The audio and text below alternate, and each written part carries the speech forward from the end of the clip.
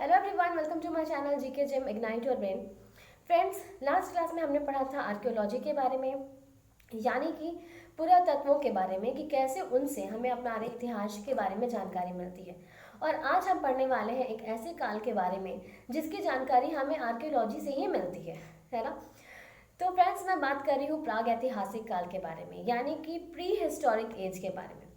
Pre historic as, अगर इसका word wise हम देखें तो प्री मतलब होता है पहले, और हिस्ट्री मतलब तो आप जानते ही हैं, हिस्टोरिक मतलब ऐतिहासिक। तो ऐतिहासिक काल के पहले वाला एज यानी प्राक ऐतिहासिक काल जो होता है, उसके बारे में, उस काल के बारे में कोई भी लिखित जानकारी मौजूद नहीं है। अगर हम एक प्रॉपर डेफिनेशन की बात करें तो प्राक ऐतिहासिक काल उस काल के बारे में बोलते हैं जिस काल के बारे में मनुष्यों ने कोई भी लिखित जानकारी, लिखित विवरण नहीं दिया है, उसको हम कहते हैं प्राक ऐतिहासिक काल। Okay, pre historic as.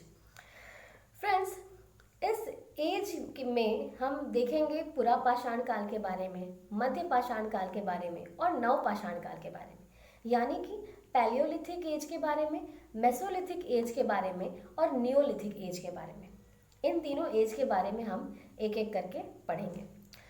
लेकिन उससे पहले एक टर्म जो यहाँ पे यूज हुआ है वो है आद्य ऐतिहासिक काल। कि आद्य ऐतिहासिक काल किसे कहते हैं? फ्रेंड्स, ये जो आद्य ऐतिहासिक काल है वो कहीं ना कहीं प्राक ऐतिहासिक काल और ऐतिहासिक काल का मिश्रण है, उसे मिश्रण कह सकते हैं। क्योंकि लिखित जानकारी जिसमें है उसे हम ऐतिहासिक काल कहते हैं, और लिखित जानकारी जहाँ मौजूद नहीं है उसे प्राक ऐतिहासिक काल कहते हैं। लेकिन आद्य ऐतिहासिक काल हम उस काल को कहते हैं जिस समय लिखने की कला तो थी, वो लेखन कला का प्रचलन तो था, लेकिन फिर भी उस समय के जो लेख उपलब्ध हैं अभी जो है उसे पढ़ा नहीं जा सका। कहीं ना कहीं उस समय की शैली ऐसी थी लिखने की जिसे पढ़ा नहीं जा सका। तो उसे कहते हैं हम आद्य ऐतिहासिक काल, यानी कि लेखन कला के प्रचलित होने के बावजूद जो लेख उपलब्ध हुए हैं उसे पढ़ा नहीं जा सका, तो उस काल को हम कहते हैं आद्य ऐतिहासिक काल। ठीक है, तो जैसे कि मैंने आपको बताया था कि हम इस काल को 3 पार्ट में डिवाइड करेंगे। पहला पार्ट क्या है? पुरापाषाण का। पुरापाषाण काल क्या होता है? उसमें क्या होता है? ये है पैलियोलिथिक एज, पुरापाषाण काल।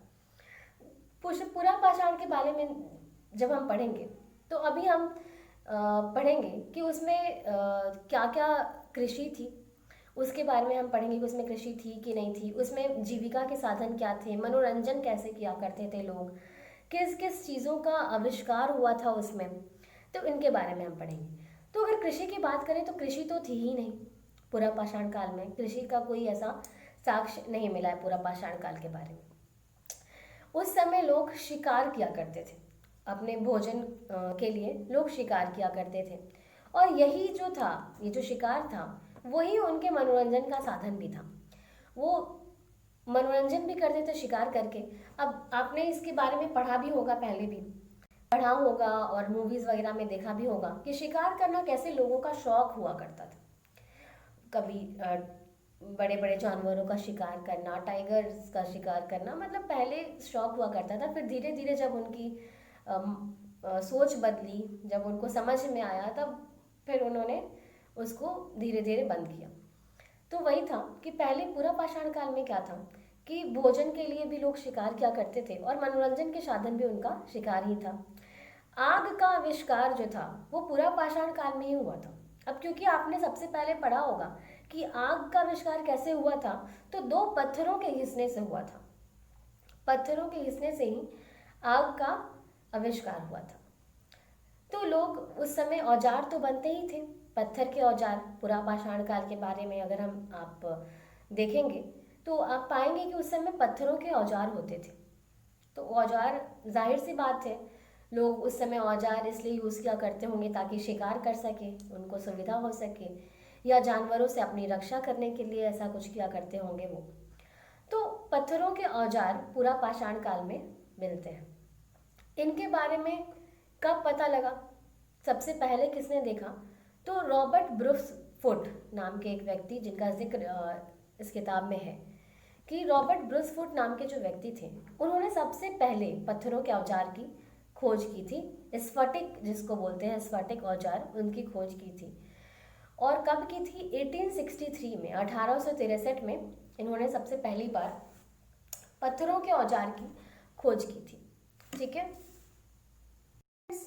ज्ञानी मानव के बारे में अगर हम देखें, यानी कि होमो सैपियंस के बारे में, तो उनका आगमन धरती पर कब हुआ था? तो वो 30 से 40 हज़ार साल पहले हुआ था। ठीक है। अब हम ऐसे प्राग ऐतिहासिक काल को देखें तो प्राग ऐतिहासिक काल को हम 3 एज में डिवाइड करके पढ़ेंगे। ओके। पहला है पूरा पाषाण काल यानी पैलियोलिथिक एज, दूसरा मध्य पाषाण काल यानी मेसोलिथिक एज, और तीसरा है नव पाषाण काल यानी नियोलिथिक एज। ये 3 एज है, इसमें डिवाइड करके प्राग ऐतिहासिक काल को हम यहाँ पर पढ़ेंगे। फ्रेंड्स, पूरा पाषाण काल सबसे पहले का सबसे प्राचीन काल है। ठीक है। उस काल में हम देखेंगे कि मानव जो थे उनकी जीविका का साधन वो क्या खाया पिया करते थे, तो वो शिकार करते थे। ठीक है। शिकार ही उनकी जीविका का साधन था। कोई स्थायी निवास तो पूरा पाषाण काल में होता ही नहीं था, क्योंकि वो एक जगह से दूसरी जगह, जाहिर सी बात है, अगर वो जानवरों का शिकार करते थे अपने खाने के लिए, तो वो उस जानवरों का पीछा करते करते काफ़ी दूर तक निकल जाते थे और फिर वापस से उसी जगह पर आकर रहना। और जबकि वहाँ पे कोई ऐसी ज़रूरत तो थी नहीं, कुछ वो कृषि तो वहाँ पर उपलब्ध था नहीं कि उन्हें कृषि करना है तो उन्हें अपनी जगह पर वापस लौटना है या कुछ भी ऐसा, तो ऐसा कुछ था नहीं। तो स्थायी निवास की पद्धति तो थी ही नहीं पूरा पाषाण काल में। शिकार क्या करते थे? शिकार के लिए वो एक जानवर के पीछे भाग भाग कर बहुत दूर पहुंच जाया करते थे, फिर वहीं पर अपना रहने लगते थे। मनोरंजन के लिए भी वो शिकार का ही इस्तेमाल किया करते होंगे। आपने देखा होगा फ्रेंड्स, मूवीज़ में देखा होगा या पढ़ा भी होगा कि बहुत लोग पुराने ज़माने में शिकार को बड़े शौक से किया करते थे। उनका शौक था शिकार करना, उसे वो मनोरंजन का साधन मानते थे। पूरा पाषाण काल में भी ऐसा ही था। पूरा पाषाण काल के लोग जो थे उस समय के, वो शिकार को मनोरंजन के लिए इस्तेमाल करते थे, मनोरंजन करते थे शिकार करके। ठीक है। आग का आविष्कार हो गया था। आविष्कार की बात करें तो आग का आविष्कार पूरा पाषाण काल के में ही हुआ था। जैसा कि आपको पता ही होगा कि आग का आविष्कार कैसे हुआ था? 2 पत्थरों के रगड़ खाने से ही, 2 पत्थरों के घिसने से ही आग का आविष्कार हुआ था। तो आग का आविष्कार भी पूरा पाषाण काल में ही हुआ था। ठीक है। उसके बाद अगर हम देखें तो उस समय औजार भी हुआ करते थे, पत्थरों के औजार बनाते थे उस समय के लोग। उस औजार को हो सकता है वो शिकार करने के लिए यूज़ किया करते होंगे, या फिर किसी जानवर से अपना बचाव करने के लिए, जो खूंखार जानवर, जो जंगली जानवर होते हैं, उनसे अपना बचाव करने के लिए वो उन औजारों का इस्तेमाल किया करते होंगे। कुछ नुकीले औजार भी प्राप्त हुए हैं। ठीक है। अलग अलग तरह के औजार भी मिले पाषाण काल के, पूरा पाषाण काल के औजार भी प्राप्त हुए हैं। इन औजारों को सबसे पहले प्राप्त किसने किया था, किसने ढूंढा था इन औजारों को, इनकी खोज किसने की थी? तो रॉबर्ट ब्रूस फुट नाम के एक व्यक्ति थे, जिन्होंने 1863 में इन औजारों की खोज की थी। इस फटिक पत्थरों के औजार की खोज की थी रॉबर्ट ब्रूस फुट में। तो ये सब काफ़ी इंपॉर्टेंट क्वेश्चन है, जैसे कि आग का आविष्कार कौन से काल में हुआ था? तो पूरा पाषाण काल में। सबसे पहले किसने पत्थरों के औजार की खोज की थी? रॉबर्ट ब्रूस फुट ने। कब की थी? 1863 में की थी। तो ये कुछ है। और एक ये भी है कि स्थायी निवास की पद्धति होती थी कि नहीं होती थी? तो नहीं, ऐसा कुछ नहीं हुआ करता था। उसके बाद फ्रेंड्स हम देखें तो पल्लावरम नाम की एक जगह है, पल्लावरम नाम की एक जगह है, जहाँ पर क्या कलाकृति मिली है। ओके। किस चीज़ की? पत्थरों की कलाकृतियाँ मिली हैं। पल्लावरम नाम की एक जगह है जहाँ पर पत्थरों की कलाकृतियाँ मिली। कुछ बातें थी पूरा पाषाण काल की, यानी कि पैलियोलिथिक एज की, कि पैलियोलिथिक एज में क्या क्या हुआ था। उसके बाद आता है मेसोलिथिक एज, यानी कि मध्य पाषाण काल। मध्य पाषाण काल के बारे में हमें बहुत कुछ तो नहीं पढ़ना है इम्पोर्टेंट, पर हाँ ये चीज़ है, मध्य पाषाण काल के बारे में आप इतना जान लीजिए बस कि उस समय बहुत ज़्यादा क्लाइमेट में बहुत चेंज आया था। आइस एज यानी कि हिम युग समाप्त हो गए थे, ख़त्म हो गए थे। बहुत ज़्यादा इम्पैक्ट पड़ रहा था। जो भी एनिमल्स थे, जो भी मनुष्य थे धरती पर, उन सब पर क्लाइमेट जो चेंज हो रहा था उसका इम्पैक्ट पड़ रहा था, उसका प्रभाव पड़ रहा था। इस एज में कुछ कंकाल वगैरह भी मिले हैं, लाइक जानवरों के जीवाश्म वगैरह, ये सब भी इस एज में मिले हैं। इसके बारे में बहुत कुछ नहीं पढ़ना है, बहुत कुछ नहीं जानना है, लुसेंट में भी ऐसा कुछ नहीं दिया हुआ है बहुत कुछ इस एज के बारे में, मेसोलिथिक एज के बारे में। आगे पढ़ना होगा तो हम आगे बिल्कुल देखेंगे। उसके बाद आता है नवपाषाण काल। इसके बारे में काफ़ी कुछ दिया हुआ है, इसके बारे में काफ़ी कुछ पढ़ना है। इस एज में सबसे पहला जो इम्पोर्टेंट चीज़ हुआ, जो इम्पोर्टेंट पॉइंट है इस एज के बारे में, वो सबसे पहले ये है कि कृषि का इस्तेमाल हुआ, कृषि शुरू हो गया था यहाँ पर। ठीक है, इस एज में कृषि का आविष्कार हो गया था, इस एज में लोग कृषि करना शुरू कर दिए थे।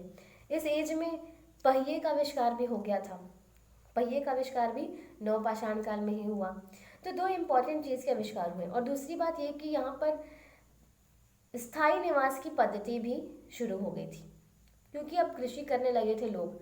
तो कृषि करने के लिए ज़रूरी होता है कि आप वहाँ पर कुछ समय तक, कुछ महीने तक रहें, तभी तो आप कृषि में जो आप फसल उपजा रहे हैं उसके बारे में ध्यान रख सकेंगे ना, कि उसको कब किसी खाद की ज़रूरत है। खाद तो खैर नेचुरल ही, अभी भी वैसे तो नेचुरल ही बहुत ज़्यादा यूज़ किया जाता है इंडिया में, बट फिर भी बहुत सारी चीज़ें, अभी तो बहुत फर्टिलाइजर्स और पेस्टिसाइड्स वगैरह यूज़ होते हैं, लेकिन तब जो खाते थे सारे नेचुरल ही हुआ करते थे।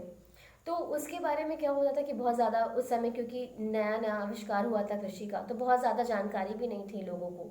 तो उसके बारे में देख रेख करने के लिए स्थायी निवास पद्धति शुरू हो गई। उसके बाद जब वो स्थायी निवास शुरू कर दिया उन्होंने, जब वो एक जगह पर रहना शुरू कर दिए, तो उन्होंने कुत्ते को सबसे पहले अपना पालतू जानवर बनाया। पालतू जानवर इसलिए बनाया होगा क्योंकि वो जब एक जगह रहने लगे तो उन्हें सुरक्षा के दृष्टिकोण से, ताकि कोई भी जानवर आए तो उन्हें सबसे पहले एक अलार्मिंग साउंड आ जाए कि कोई तो कुछ खतरा है या कुछ भी।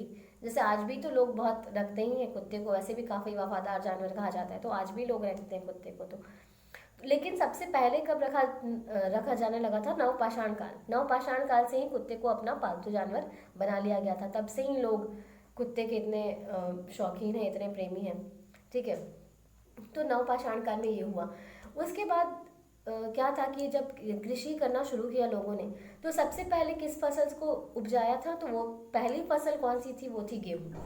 गेहूँ जो थी वो कृषि की पहली फसल थी, और साथ में जौ भी उपजाया गया था, गेहूँ और जौ।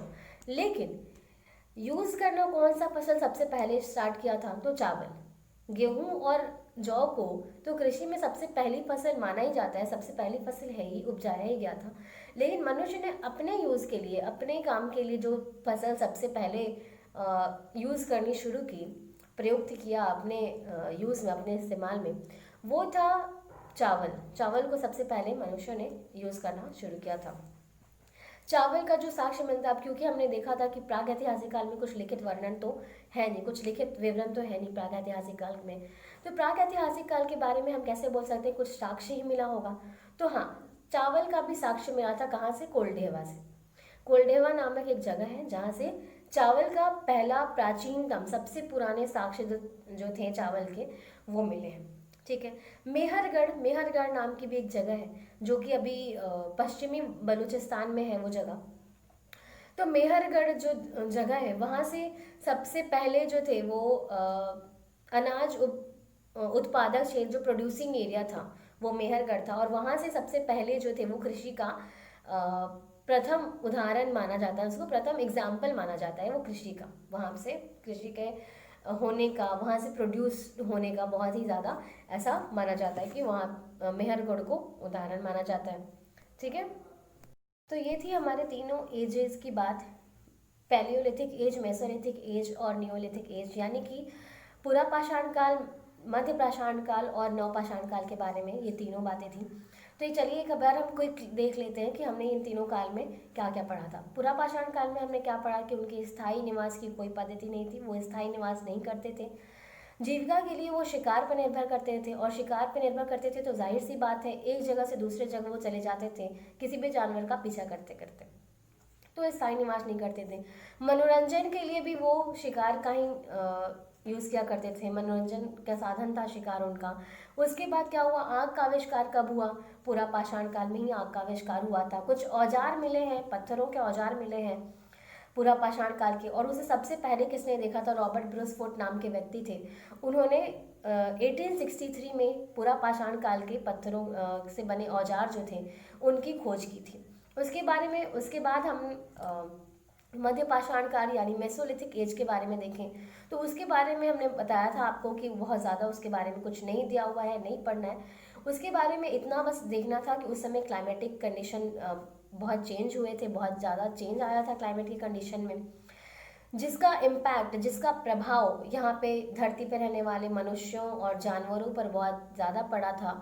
उसके बाद हमने देखा था कि कुछ जीवाश्म वगैरह भी मिले थे, कुछ कंकाल वगैरह भी मिले थे मेसोलिथिक एज में। हिम युग यानी कि आइस एज जो था वो समाप्त हो गया था मेसोलिथिक एज में। उसके बाद हमने देखा नवपाषाण काल के बारे में यानी कि न्यूलिथिक एज के बारे में। तो नवपाषाण काल में हमने क्या देखा कि पहिए का आविष्कार हुआ नवपाषाण काल में, और पहिए के साथ साथ क्या हुआ, कृषि का आविष्कार हुआ। ये दो मेन चीज़ थे। कृषि का भी आविष्कार हुआ। कृषि का आविष्कार हुआ तो एक जगह रहने की पद्धति, स्थायी निवास की पद्धति भी शुरू हो गई।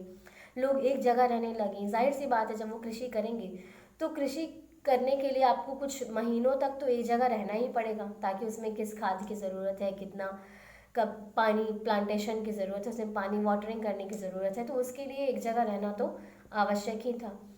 तो कृषि शुरू हुआ, फिर वो एक जगह रहना भी शुरू कर दिए। पहली फसल के बारे में हमने देखा कि पहली फसल कौन कौन सी थी। तो पहली फसल थी गेहूँ और जौ। पहली फसल थी गेहूँ को पहली फसल कहा जाता है, पहली फसल है गेहूँ और जौ भी।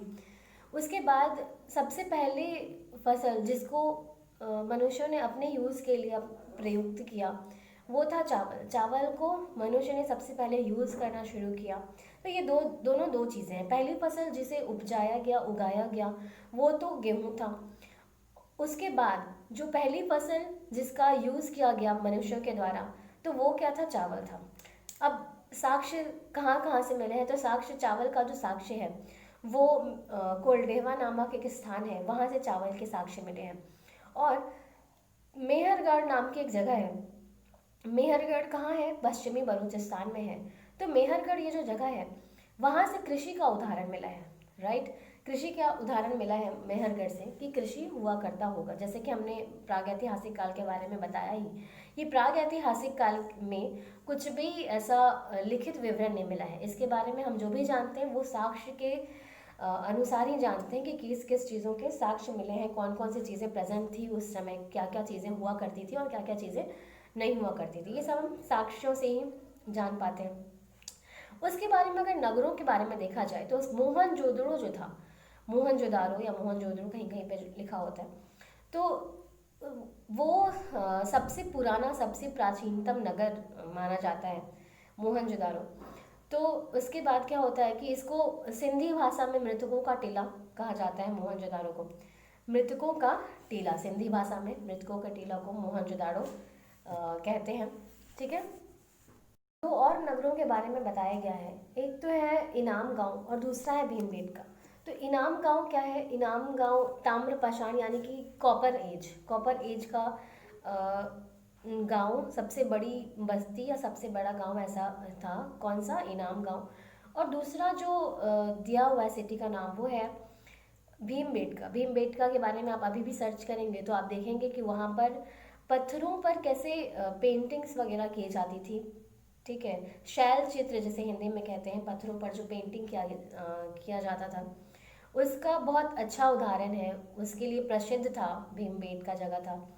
उसके बाद ये तीन जगह हमने देख लिया, ठीक है। कौन कौन सा, मोहनजोदारो, ताम्रपाषाण जो कॉपर एज था उसका इनाम गांव, और उसके बाद हमने देखा किसके बारे में, ये भीमबेटका के बारे में, जैसे शैल चित्र यानी कि रॉक पेंटिंग के लिए जो प्रसिद्ध है उसके बारे में, ये तीन गांव। उसके बाद दो पॉइंट और हैं जो इस प्राक ऐतिहासिक काल के टॉपिक में है। पहला पॉइंट ये है कि श्वेत भ्रू गिबन के बारे में बताया गया है यहाँ पर। वो कौन सा था श्वेत भ्रू गिबन, मानवाब कपी, ठीक है, ह्यूमन बॉडी कपी है, ठीक है। उसके बारे में बताया गया है, ह्यूमन बॉडी के बारे में। वो एकमात्र अभी रह गया है श्वेत भ्रू गिबन जिसका नाम है। और उसके बाद यहाँ पे रिजले के बारे में बताया गया है, जो भारतीय नागरिक सेवा अधिकारी के हैं। रिजले के बारे में बताया गया है, जिन्होंने वैज्ञानिक रूप से जनसंख्या के बारे में, भारत की जनसंख्या के बारे में सबसे पहली बार पता लगाया था। रिजले भारतीय प्रशासनिक नागरिक अधिकारी जो थे रिजले, उनके बारे में। तो ये था हमारा ये आज का प्रागैतिहासिक काल। आज हमने प्रागैतिहासिक के बारे में पढ़ा। उसके बाद कल हम पढ़ेंगे सिंधु घाटी सभ्यता के बारे में, ठीक है। तो आज के भी जो टॉपिक जो हमने ऐतिहासिक काल के बारे में पढ़ा, इसका भी मैं एक एमसीक्यू, इसका भी मैं एक नोट्स एक्चुअली आपको इस लास्ट में प्रोवाइड कर दूंगी, ठीक है। तब तक के लिए चलिए फिर मिलते हैं कल। अभी तब तक के लिए bye bye, good night, see you.